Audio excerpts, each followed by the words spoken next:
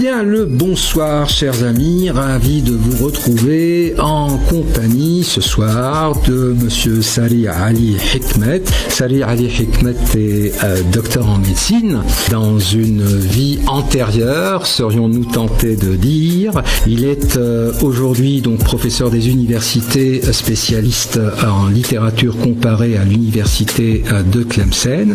Il est en outre donc écrivain, passionné par la mystique musulmane. Et à ce titre-là, il a fondé et est président aujourd'hui d'un club culturel soufi intitulé Sidi Boumedienne. Enfin, Sidi Boumedienne, un personnage dont il a étudié l'itinéraire et qui sera certainement évoqué durant cette émission.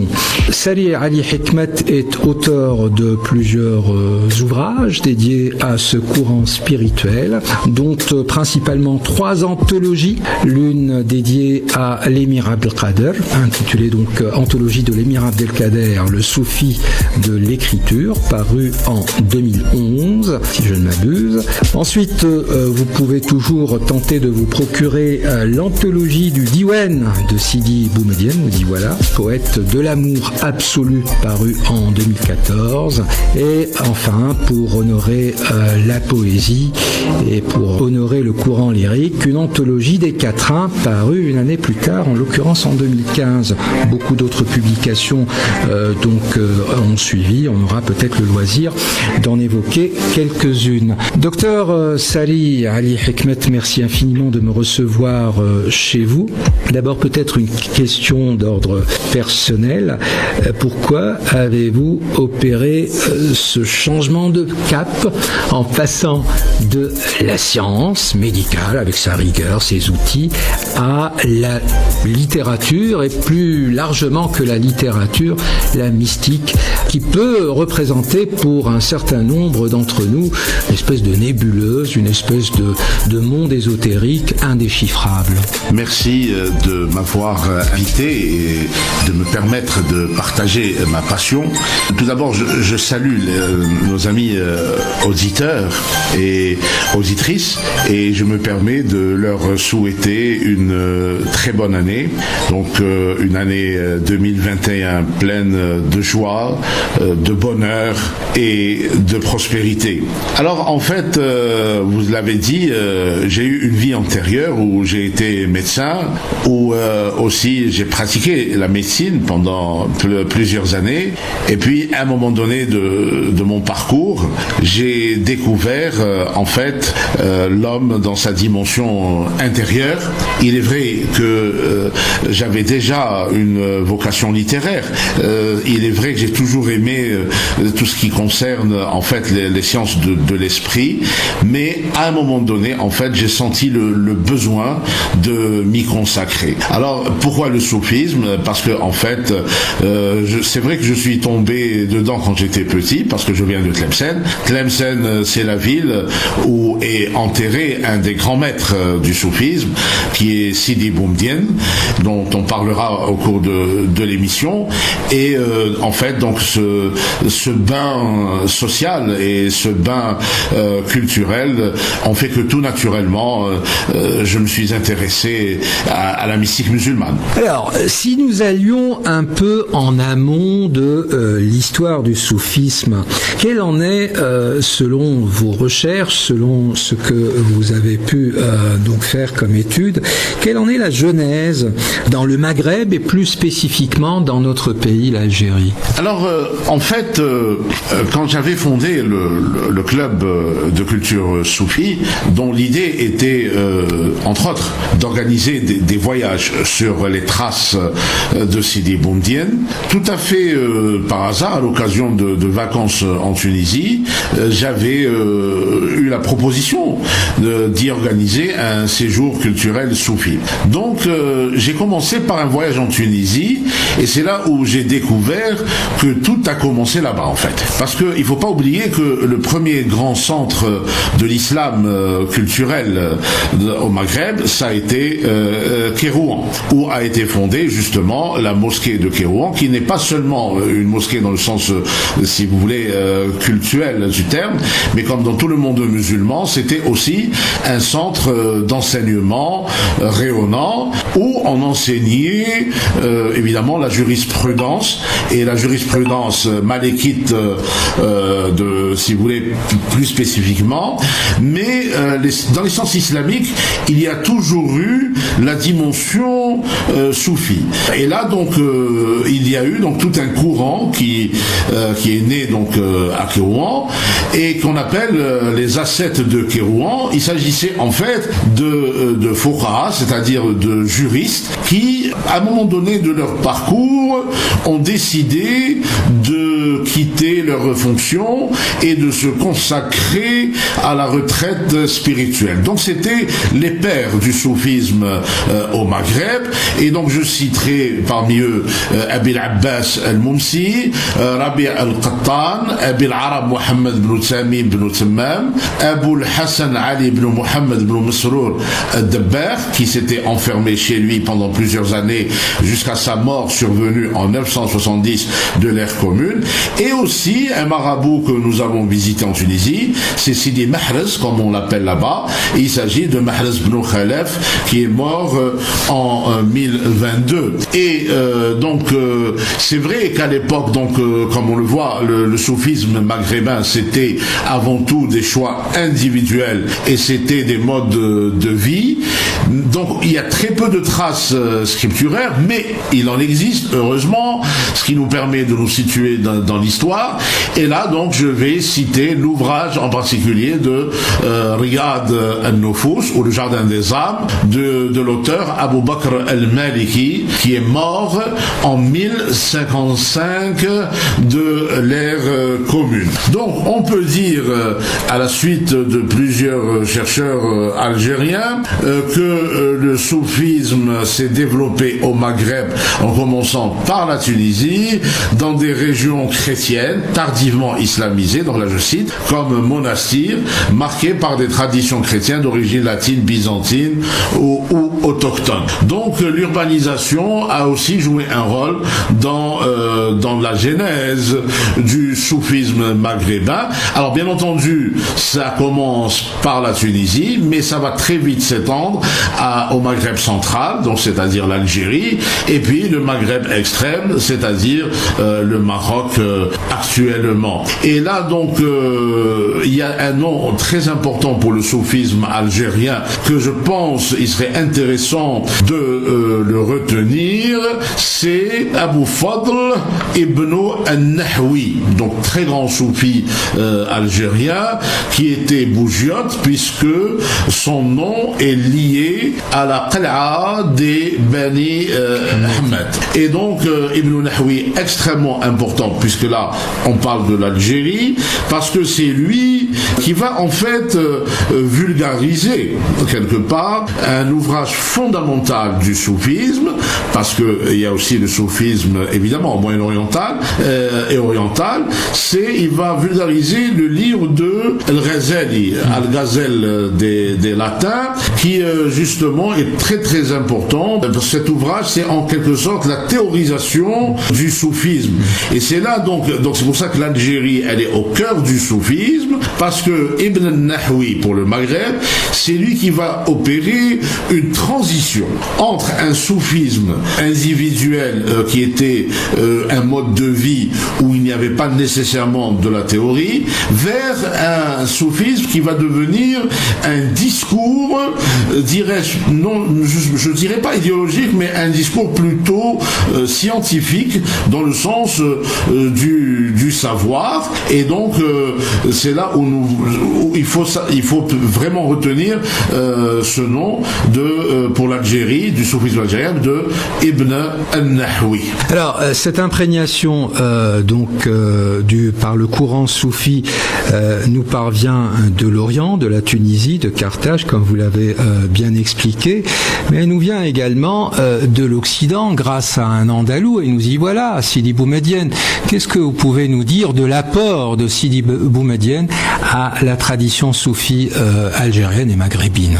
Alors évidemment, Sidi Boumedienne est un personnage clé du soufisme, du soufisme algérien, mais pas seulement. C'est la clé du soufisme mondial, puisque ses élèves qu'il rencontrait à Béjaïa et aussi qu'il a rencontrés lors de ses pérégrinations vont essaimer à travers le monde, j'ai bien dit à travers le monde, pour justement diffuser sa pensée. Nous rappelons que Sidi Boumedienne, il est né le 15 novembre 1116 de l'ère commune à Cantilana, donc en Occident, c'est-à-dire dans l'Andalousie, près de Séville, c'est dans l'Espagne actuelle, et il meurt justement à Tlemcen le 13 novembre 1197 de l'ère commune. Alors, bien entendu, il y a eu plusieurs étapes dans sa vie, donc une vie extrêmement riche où il a fait beaucoup d'enseignements et bien entendu avec des étapes très importantes, évidemment en Andalousie, en Espagne, aussi à Fès, à Tlemcen, à Béjaïa et aussi au Moyen-Orient. Alors, il est important parce que à l'époque, donc on est en pleine ébullition de la pensée soufie qui est en train de se cristalliser, et là quelque part, lui, il va justement être ce catalyseur. C'est très important. C'est un catalyseur parce que il va être une synthèse entre le soufisme d'Occident par le biais justement de l'école philosophique d'Almeria et par le biais d'un grand marabout de l'Atlas marocain qui était Sidi Bouazza, et ceci d'un côté, et d'un autre côté le soufisme oriental, puisqu'il va rencontrer à la Mecque Sidi Abdel-Qader al-Jilani, ce qui est enterré à Bagdad, et dont il va recevoir bien sûr le froc soufi. Il est aussi, Sidi Boumedienne, considéré comme une synthèse entre plusieurs types de soufisme, c'est-à-dire d'abord le soufisme, dirais-je, élitiste, philosophique de type andalou. Il y a aussi avec le soufisme populaire, puisqu'il y a plusieurs pratiques populaires qui tournent autour du soufisme, dont Sidi Boumedienne est le centre et qui n'a jamais évidemment relié, mais qui est considéré comme une pédagogie, et aussi le soufisme ascétique des premiers temps, puisque lui aussi va passer aussi par cette phase. Alors, Sidi Boumedienne est enterré au village de l'Abbed, donc à Tlemcen, faisant vraiment de l'Algérie un centre de rayonnement soufi, un rayonnement mondial, puisque il va avoir pour élève Moulay Abdeslam Ben Machiche de Jbel Allam, qui lui-même va donner l'initiation à Abel Hassan al-Shadili, qui est enterré en Égypte, et à partir duquel Shadili, c'est lui dont dépendent 99% des confréries mondiales actuelles. Il a eu aussi pour élève émérite Abdjaya Abdelaziz al-Mahdawi, qui de Tunisie, qui va lui-même initier un très grand nom du soufisme mondial, à savoir Muhyiddin Ibn Arabi, le soufre rouge, ou le grand maître, comme on l'a appelé dans la littérature. Ibn Arabi, qui va avoir donc lui-même pour élève, mais à travers le temps, parce que par le biais de la littérature et de ses écrits, il va avoir l'émir Abdelkader comme élève, et puis un des théoriciens religieux du nationalisme algérien, le Cheikh Ben Yilles de Tlemcen. Alors justement, vous me tendez la perche en parlant de nationalisme algérien. Laissez-moi enjamber avec vous les années, les décennies et les siècles pour nous intéresser à une autre figure du soufisme et de la mystique donc musulmane maghrébine, l'émir Abdelkader en l'occurrence. Alors l'émir Abdelkader était incontestablement pétri justement par cette tradition, mais il était également, en plus d'être donc en quête d'absolu, il était en quête de liberté, figure tutélaire donc de la résistance. Est-ce que vous pouvez nous introduire justement, grâce à cette figure, au rôle joué par le courant soufi dans la résistance et la genèse du mouvement national, contrairement à ce que certains récusent? Alors, les faits historiques sont là. Alors, l'émir Abdelkader, donc rappelons qu'il est né en 1808 et meurt en 1883 en exil à Damas. Alors, première chose, d'abord sur le côté révolutionnaire ou de la résistance de l'émir, les faits sont là, les faits d'armes glorieux sont là, donc il a résisté pendant plusieurs années à une des plus grandes armées européennes, donc et il a été un modèle pour toutes les zawiyas d'Algérie à l'époque de la résistance, et là donc encore une fois ce sont des faits historiques. En plus de cela, une fois qu'il aura terminé sa guerre, il va aller vers justement la spiritualité. Mais en fait, il était déjà ancré dans cette spiritualité, dans le soufisme, de par évidemment de par la famille, hein, parce que sa famille elle appartient à la Zawiya Qadiriya par rapport à Saad al-Jilani, donc toujours en relation avec Sidi Boumedienne, et en tant qu'individu, ce jeune prince algérien a eu une formation théologique et théosophique solide, et donc il était imprégné par l'étude des textes soufis, à côté évidemment d'autres types de sciences qui étaient enseignées à l'époque, c'est-à-dire évidemment la jurisprudence, ce qui lui a permis d'être un chef d'État, et en même temps évidemment aussi des sciences profanes comme la médecine ou l'histoire, la littérature et autres. Et donc il va jouer un rôle donc très important dans la question du soufisme, un rôle clé, parce que il a acheté pendant son exil de Damas un exemplaire des Futuhat al-Makkiya, ou Illumination de la Mecque, qui est un ouvrage monumental de Muhyiddin ibn Arabi que nous avons cité. C'est un ouvrage ésotérique qui a été combattu par les tenants d'une certaine orthodoxie, disons cela, et donc c'était un livre qui a été complètement combattu par le courant wahhabite à l'époque, et le dernier exemplaire des Futuhat Makkiya qui ont été victimes d'autodafé et d'interdiction de lecture existait chez le beau-fils ou du moins la famille, les descendants du beau-fils de Ibn Arabi, Sadruddin al-Qaniawi, donc de Konya, chez les derviches tourneurs, où était enterré dans un coffre justement le dernier exemplaire des Illuminations de la Mecque. Alors l'émir Abdelkader va acheter une copie des Futuhat et il va en faire un commentaire qu'il va faire tout le reste de sa vie. Donc chaque jour il enseignait un chapitre qui est en fait une interprétation ésotérique du Coran. Et donc cet ouvrage s'appelle Les Mawaqif, sur lesquels j'ai eu le plaisir d'étudier et donc de m'appesantir, qui s'appelle donc Les Mawaqif ou halte spirituelle, et donc qui montre vraiment une vision extraordinaire de l'émir, parce que justement quand j'ai lu, là c'est le résultat de ma lecture des Mawaqif, c'est-à-dire que l'émir ne s'est pas arrêté au moment où il a arrêté la guerre, c'est-à-dire où il a arrêté les armes, mais en fait il a eu une vision plus universelle, plus globale, c'est-à-dire il s'est rendu compte que finalement notre chance c'est dans la guerre entre guillemets spirituelle, c'est-à-dire que grâce justement à son exil, parce qu'avant de partir à Damas il est parti en France, et là-bas c'est lui qui a semé les graines des différentes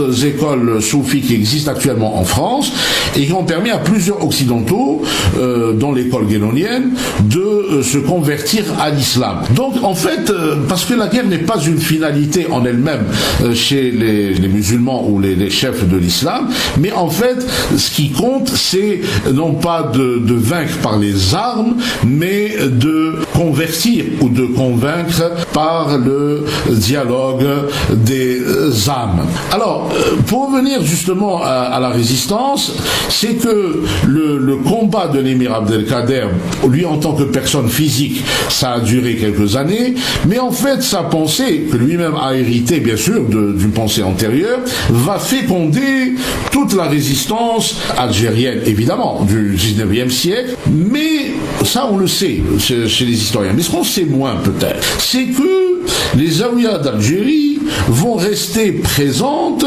pendant la révolution elle-même. Et donc là, il y a un très grand rôle de la Zawiya dans la révolution algérienne de 1954 pour préciser. Donc là, je ne parle pas des résistances du 19e siècle antérieures. Je ne parle pas non plus de la renaissance culturelle menée par d'ailleurs un enfant de l'émir Abdelkader, l'émir Khaled, qui a popularisé les Mawaqif à Tlemcen.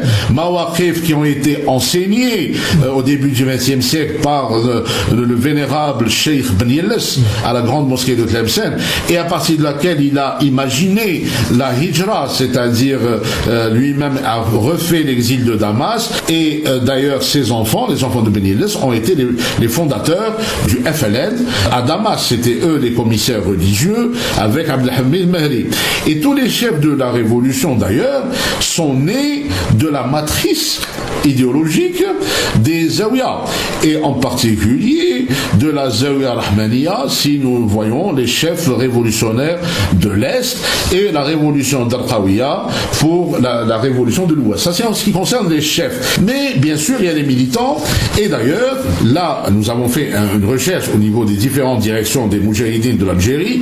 Alors plusieurs Zawiya, en particulier les Zawiya rurales, ont eu des listes très longues de martyrs et d'anciens Moudjahidines. Et là je citerai à titre d'exemple, et non exhaustif, la Zawiya de Sidi Boumediene, dont plusieurs enfants ont été des révolutionnaires, de 1954 à 1962, la Zawiya de Sidi Bouazza à Temouchent, qui a vu de très grands chefs de la révolution et des militants et des martyrs, la Zawiya Bouabdaliya aussi du côté de l'Mchi, qui a reçu aussi beaucoup de martyrs, et bien entendu on ne peut pas ne pas citer la figure tutélaire du nationalisme contemporain algérien, c'est-à-dire Messali Haj, qui est le fils de la Zawiya de Cheikh Ben Yelles, que j'ai précédemment cité, et donc qui était bien entendu imbibé, qui était vraiment façonné par cette vision des choses. Donc c'est pour ça que là nous voyons qu'il y a, je suis tout à fait d'accord avec vous, cette quête de la liberté qui est d'ailleurs consubstantielle au soufisme.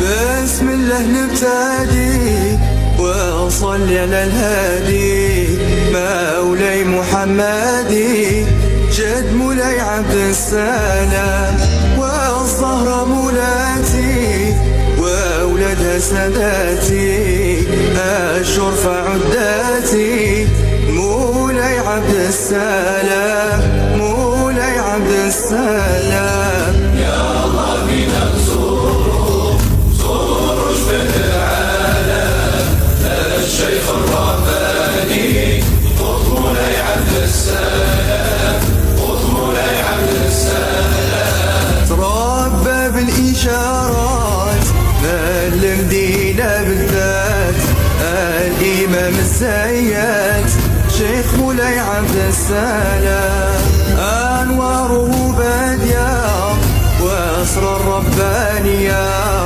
سلطان الصوفية شيخ مولاي عبد السلام شيخ مولاي عبد السلام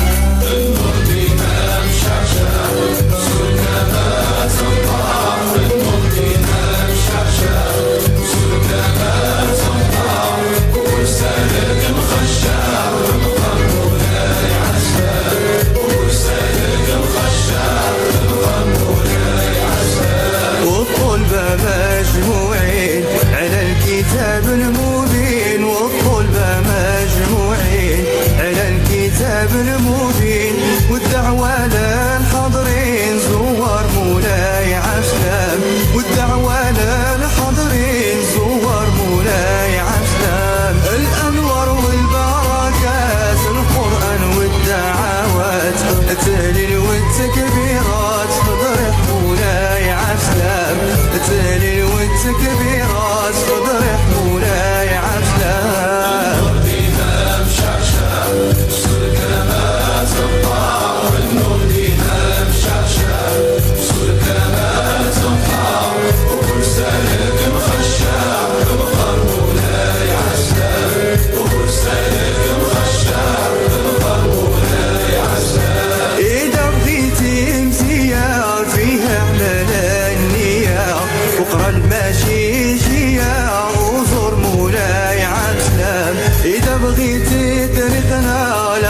خالف السنة والقرآن بالمعنى صيت مولاي عجلب صيت مولاي عجلب.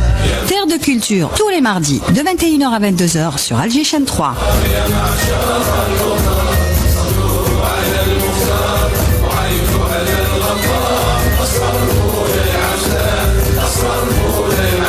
Alors, ce que vous dites nous permet encore une fois de vérifier que l'islam soufi, que le courant soufi, j'allais dire, représente une sorte de sève, non seulement pour le pays, mais pour sa quête de liberté, tant il a irrigué effectivement le mouvement national. Donc une imprégnation incontestable de l'islam maghrébin par ce courant. Mais vous l'avez esquissé tout à l'heure en parlant du wahhabisme. Comment expliquez-vous, et sans tomber dans la polémique parce que nous cherchons à comprendre, comment expliquez-vous l'hostilité manifeste affichée par un certain islam dogmatique, pour ne pas dire wahhabite? Alors, pour bien comprendre, je pense qu'il faut revenir au premier siècle de l'islam, tout de suite après la mort du prophète. Alors, en fait, ce que nous constatons en tant que chercheurs, ou ce que les historiens, bien sûr, ont découvert, et là je citerai le Cheikh Bouamran, le feu Cheikh Bouamran, qui a beaucoup travaillé là-dessus, qui a consacré sa vie à ces sujets, c'est que très vite la question du sens de la religion et du Coran s'est posée après la mort du prophète. C'est du temps de la vie du prophète, c'était lui-même qui donnait le sens. Mais à sa mort, donc il fallait que des hommes lisent le Coran et l'interprètent ou l'expliquent ou le commentent. C'est là où très vite on a eu plusieurs positions qui vont donner en fait les trois types, si vous voulez, de savoir islamique ou la culture islamique. Alors, le savoir islamique ou la culture islamique va se partager en trois épistémés. Vous avez ce qu'on appelle l'ulum al-naqliya, c'est-à-dire les sciences de la transmission.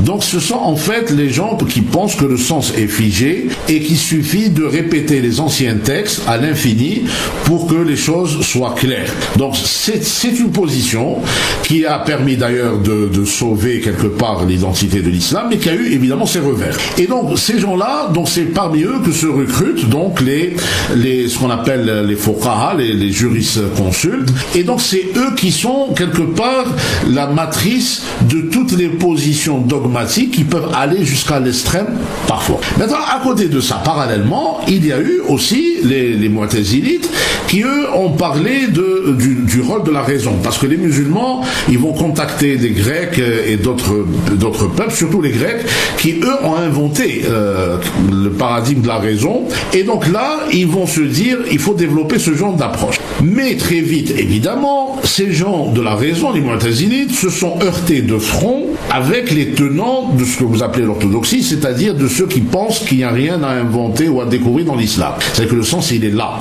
Donc ils vont se faire une guerre, ça a été très dur, il y a eu des morts, il y a eu des combats, et les rois, les califes à l'époque, une fois ils étaient avec les gens de la raison, une fois ils étaient avec les gens de la tradition. Et puis dans tout cela, il y a eu Al-Ghazali. Donc Al-Ghazali, c'est lui qui est un alim, c'est-à-dire il est un juriste, il est un grand qadi, mais en même temps c'est un philosophe, et en même temps il connaît la spiritualité. Donc c'est ça ce qui va donner Ihya Ulumuddin, revivification des sciences de la religion, de l'imam Ghazali, qui a été victime d'un autodafé parce que justement il avait réhabilité, sinon il avait habilité le soufisme comme faisant partie intégrante du savoir de l'islam, c'est-à-dire du savoir islamique. Chose qui n'a pas été du goût des fondamentalistes, qui eux, à l'époque, donc les juristes ont condamné ce mouvement. Donc c'est ça en fait la genèse de ce conflit entre les soufis d'un côté et les juristes de l'autre. Alors maintenant, vous avez tout à fait raison, il faut dépasser cette polémique, parce que en fait, qu'est-ce qu'elle pose, cette question de conflit entre juristes et soufis? soufistes, c'est la relation entre la notion du savoir, l'ilm, et la sainteté, al-walaya. Pourquoi ça devient problématique? C'est lorsqu'on pense qu'on va les mettre sur le même axe, si vous voulez, horizontal, sur le même syntagme, et surtout quand il y a des enjeux de pouvoir derrière aussi. Donc là, ça ne peut être que quelque chose d'explosif. Mais en fait, on dépasse très rapidement ce conflit quand on comprend que le savoir et la sainteté sont deux paradigmes, c'est-à-dire on va les situer au niveau de l'axe vertical. Et là, donc, on voit que c'est deux façons de connaître qui sont différentes, mais complémentaires, mais qui n'ont pas lieu de donner à des conflits ou à des choses très graves qui se sont passées dans l'histoire de l'islam et que malheureusement se passent encore. Une complémentarité à laquelle nous appelons de tout cœur, effectivement, et qui pourrait propulser l'islam justement vers une façon, on va dire, une manière apaisée de le vivre et de le partager. Ceci m'amène à examiner une autre question après avoir donc évoqué le passé, l'histoire de ce courant, peut-être nous projeter dans l'avenir. Beaucoup pensent que l'islam soufi, en tout cas la mystique musulmane ou la spiritualité musulmane, pour ne pas trop stigmatiser les choses, pourrait être un levier important en termes de dialogue avec les autres civilisations, en termes de dialogue avec les autres traditions, on va dire spirituelles, voire religieuses, hein, sans connoter forcément les choses. Qu'en pensez-vous, Sari Ali Hikmet? Moi, je pense tout à fait que cela est vrai. Et mes lectures des textes, justement, soufis et de la vie des soufis, en général, et Ibn Arabi en particulier, donc montrent que, si je parle d'Ibn Arabi, il était arrivé justement à cet esprit global, parce que Ibn Arabi, donc rappelons-le, qui était l'élève de Sidi Boumediene par le biais d'Abdelaziz al-Mahdawi, en fait, il a eu, à côté de sa formation, bien entendu, théologique, il a eu une formation théosophique et philosophique tout court, puisqu'il s'appelait le fils de Platon. C'est-à-dire que, dès le départ, les soufis, surtout les théoriciens du soufisme, hein, ce que j'appellerais le soufisme intellectuel ou soufisme philosophique, ils avaient compris qu'il y avait une unité transcendantale des religions, c'est-à-dire qu'en fait, il s'agissait d'un même discours divin avec des langages différents, et en l'occurrence le langage rituel qui diffère évidemment d'une tradition religieuse à une autre. Mais au-delà justement de ces différences formalistes qui ont leur importance, évidemment, la forme elle est aussi une façon de vivre, mais il y a un fond commun à toutes ces religions qui ont fait dire justement à Ibn Arabi qu'il était capable, que son cœur devenait capable de toute forme, puisque il pouvait devenir un couvent pour les moines, qui pouvait devenir la Torah à côté du Coran, et donc vraiment il a chanté cette religio pérennis, cette religion éternelle. En même temps, attention, on n'est pas dans le syncrétisme, c'est ça qu'il faut... Alors c'est pour ça que j'ai bien précisé que la forme est importante, c'est-à-dire les formes sont là, chacun doit connaître la tradition qu'il choisit pour que ça ait du sens, mais tout en ayant conscience que l'autre, qui n'est pas moi, qui est l'autre, il a un point commun avec moi qui fait que je ne dois pas le considérer comme quelqu'un qui est exclusif de moi. Parce que où est-ce que les problèmes vont se poser? C'est quand certains vont penser, c'est ça, quand certains vont penser que la seule forme qui existe, c'est la leur, et là ça pose problème. Et l'idéal qu'il faudrait construire, c'est pas quelque chose qui est naturel, hein, c'est quelque chose de construit. Donc il faudrait justement relire les textes des soufis pour notre part, mais aussi évidemment de la mystique des autres traditions, pour comprendre que vraiment la mystique est universelle, donc c'est une langue commune, c'est un discours commun dont on doit prendre conscience, qu'on doit enseigner pour tout simplement savoir que il y a une unité, oui, mais une unité dans dans la diversité. Justement, vous m'amenez à évoquer donc la poésie. La poésie peut être un gage de communication pour asseoir cette fraternité universelle à laquelle tout homme et toute femme de bonne volonté aspire. La poésie ainsi que l'itinérance et l'errance, comme je vous l'ai écrit dans notre correspondance, constituent donc un pan important d'expression et de vie dans le giron spirituel, dans le giron mystique.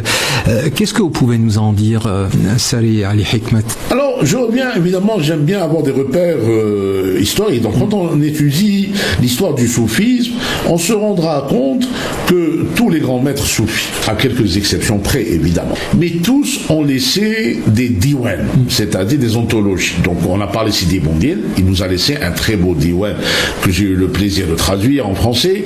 Il y a eu aussi le diwan de Cheikh Ben Yelles. Donc, ceux que j'ai cités, les Mir Abdelkader, tous les soufis qu'on vient de citer, ont écrit de la poésie. Et évidemment, c'est la même chose pour les mystiques chrétiens, ou les mystiques juifs, ou chez les bouddhistes. Donc, en fait, nous voyons ils se sont pas donné le mot, mais c'est comme ça. Le dénominateur commun de toutes les mystiques, c'est justement de s'exprimer par ce langage universel qui est le langage poétique. Des mots. Évidemment, parce que les langues, on a vu, c'est une forme, qui sont diverses, mais au-delà justement de ces mots, il y a autre chose. Et cette autre chose, c'est l'indicible, c'est justement quelque chose qu'on ne peut pas parler de cela de façon prosaïque, c'est ineffable.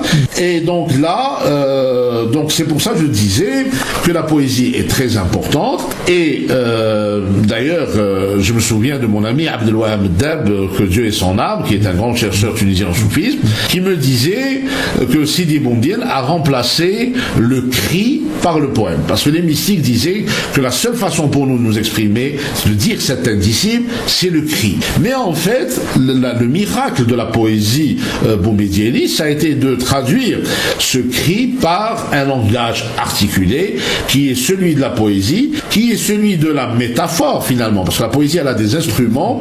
Donc c'est pour ça que je suis intéressé à la littérature. Tout à fait, je vois le lien, absolument. Alors, la poésie, c'est de la métaphore, c'est les symboles, c'est les images, c'est en fait le reflet d'un autre monde. Donc c'est un reflet en miroir. Et le monde d'ailleurs lui-même, tel que nous le découvrons à travers les voyages, c'est justement une métaphore du divin. Et la poésie, donc, qui est consubstantielle, évidemment, au voyage. N'oublions pas que les Arabes chantaient pendant leur voyage. Et pendant le pèlerinage, on chante. Donc, en fait, la poésie, en fait, devient la métaphore du monde, et le monde lui-même est la métaphore du divin. Et permettez-moi de vous citer un poème de Sidi Boumedienne qui disait, justement, cette notion du voyage: j'ai erré humblement à travers les contrées dès que tu as capturé mon âme, et je me retourne chaque soir dans ma couche en proie à ta passion. Si j'avais deux cœurs, je vivrais avec l'un et laisserais le second, tourmenté dans ton amour. Mais j'ai un seul cœur que la passion a possédé, alors ni la vie paisible ne m'est possible, et ni la mort ne se rapproche. Ça, d'autres traditions pourraient s'en réclamer facilement, sans aucun problème. Alors justement, j'ai eu une expérience dans ce sens. Au moment où j'ai traduit donc en français la poésie de Sidi Boumedienne, ça a donné lieu à mon premier livre paru en 2011. C'était justement Sidi Boumedienne, poète de l'amour absolu. Et là, donc, nous avons été invités à l'Institut Cervantes pour donner une conférence sur l'histoire. C'était sur l'histoire de la pensée andalouse en relation avec l'école de Tlemcen. Donc, c'était l'idée. Et là, donc, il y avait des Espagnols qui étaient très, bien sûr, qui avaient une culture chrétienne. Donc, j'ai commencé à lire cette poésie. et que j'avais traduite. Et là, je me souviens très bien de la réaction des directeurs de Cervantes, l'Institut Cervantes d'Oran d'ailleurs, qui me disaient mais ce n'est pas possible, ce n'est pas à vous, c'est à nous. Et donc c'était justement que j'ai découvert vraiment cette universalité de la mystique, et j'ai fait l'expérience en France et ailleurs de justement la même chose, puisque chaque fois que je lisais ces poèmes devant des gens qui avaient une culture de leur propre tradition, aussi bien chrétienne que juive que bouddhiste, chaque fois ils me disaient mais c'est pas possible, c'est nous. Et donc vraiment pour dire l'universalité de cette expérience qui peut être un pont entre plusieurs cultures. Vous êtes Salih Ali Hikmet, donc militant dans le cadre de la promotion de cette culture soufie. Pour revenir au présent, vous vous y engagez donc avec beaucoup de passion. Ceci nous amène à aborder donc les activités menées par et les projets, pourquoi pas aussi, menés par le club de culture soufie dont vous êtes le président. Quel contour pourriez-vous nous partager par rapport à cette activité-là?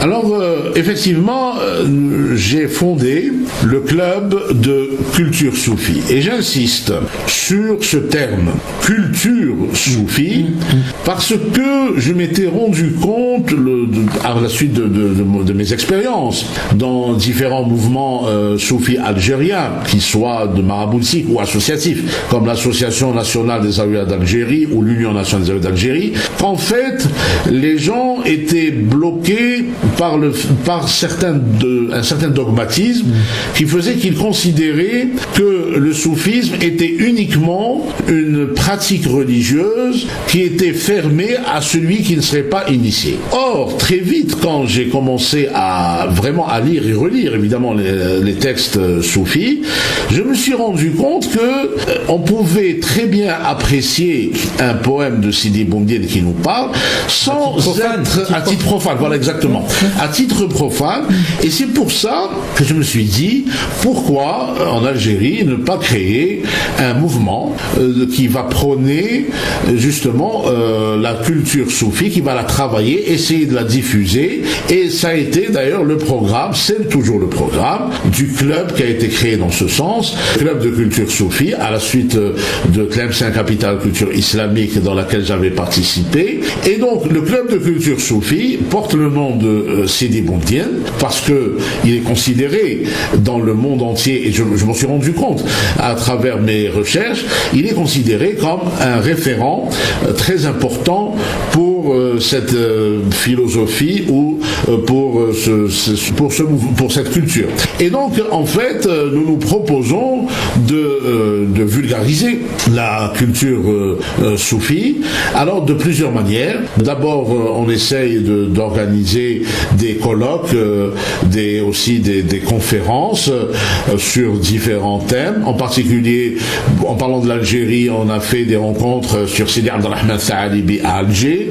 Nous avons fait aussi une rencontre sur les Issawa à Constantine. Nous avons fait aussi des rencontres au Sahara sur les Tariqa qui existent là-bas. J'ai eu l'occasion aussi de travailler avec des amis sur un film qui s'appelle Voyage au cœur des Zaouïas d'Algérie avec mon très cher ami et frère c'est Abdelatif Malah, cinéaste. Et après donc aussi nous sommes allés vers une autre action à partir de 2014, ça a été d'organiser des voyages soufis dans le monde sur les traces justement de Sidi Boumedienne. Et là donc nous avons fait donc une série de voyages qui a commencé par Konya en Turquie, voyage effectué en 2014 sur les traces de Mawlana Jalaluddin Rumi, qui est un élève de Sidi Boumedienne, ce que nous avons découvert par le biais de Muhyiddin Ibn Arabi. Alors Rumi, donc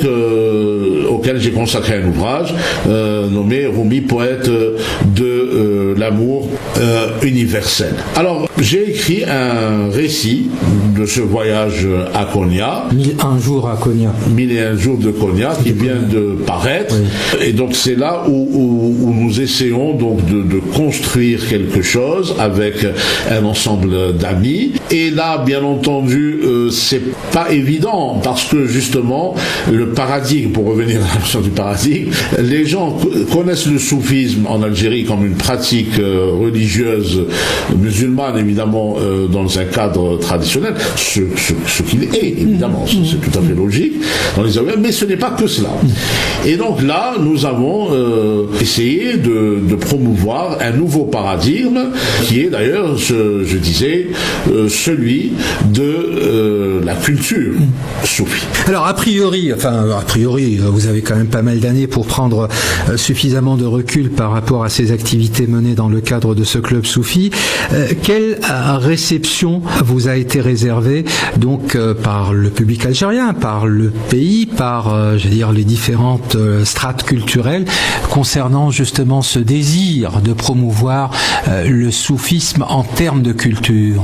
Je dirais que l'accueil a été vraiment extraordinaire. Enthousiaste, très enthousiaste, parce que les gens se rendaient compte, pour la première fois, du moins en Algérie, que au-delà d'une position individuelle vis-à-vis d'une pratique religieuse qu'on peut avoir ou qu'on peut ne pas avoir, il y a un fond culturel qui est commun et dans lequel tout le monde baigne ou a baigné, parce que ça dépasse l'individu. Consciemment ou pas, du reste. Consciemment ou pas, nous avons tous baigné dans justement cette culture soufie.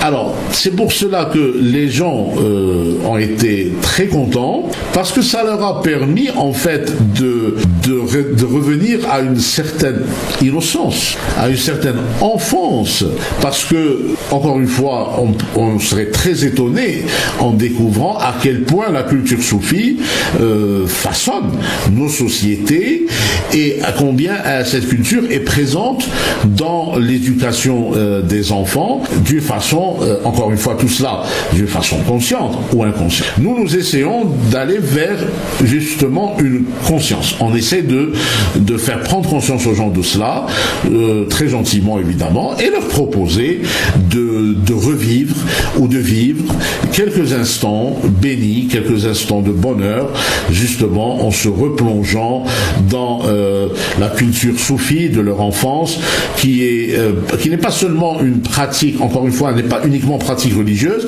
mais c'est aussi des pratiques sociales, c'est aussi une pratique festive. Et à partir de là, nous essayons de créer un mouvement qui n'a pas d'autre prétention que celui de faire connaître et reconnaître justement cette universalité culturelle. J'ai envie d'ajouter de réconcilier l'Algérien avec son identité. Ceci est important, me semble-t-il, fondamental, dans la mesure où cette culture donc que vous défendez, que vous essayez de promouvoir, représente incontestablement une matrice identitaire consensuelle qui serait suicidaire d'occulter. Eh bien, je suis tout à fait d'accord avec vous. C'est ce que j'ai remarqué dans l'Association nationale des Aouïas d'Algérie, parce que quand j'ai été un des fondateurs de l'Union nationale des Aouïas d'Algérie, et donc j'avais voyagé à travers le territoire national, et j'ai été vraiment très ému et très étonné il y avait un voile qui se levait et se déchirait, c'est-à-dire à quel point notre société, elle est façonnée, et je reprends vos termes, consciemment ou inconsciemment, par justement le paradigme soufi, qui est extrêmement profond et qui irrigue justement nos âmes, et qui est, bien entendu, il est un élément fondamental de notre identité avec un grand I, et donc ça existe. Bon, maintenant, c'est une matière première, c'est un minerai de diamant,